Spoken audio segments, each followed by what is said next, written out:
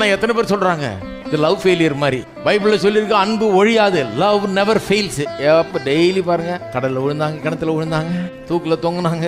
எப்படி love fail ஆகுது? ஃபெயிலே ஆகாதுன்னு சொல்லியிருக்க பைபிள்ல. அது ஏன்னா அது அன்பே கிடையாது, அது வேற ஏதோ, அது வேற ஏதோங்க. அது அன்பா இருந்தா ஒழியாதே, அன்பா இருந்தா ஒழிஞ்சு போகவே போகாது, குறைஞ்சு போகவே போகாது, மறைஞ்சு போகவே போகாது. எல்லா சூழ்நிலையும் அது இருக்கும். அன்பினுடைய பண்பே அதுதான், அது இருக்கும், அது ஒழியாது. வேத வசனம் சொல்லு கடவுளுடைய அன்பு. அதனால தான் நான் நம்புறேன் ஒழியா. என்ன நேசிக்கிறத அவர் நிறுத்தவே மாட்டாரு. ஏன்னா அன்பு ஒரு காலம் ஒழியாது.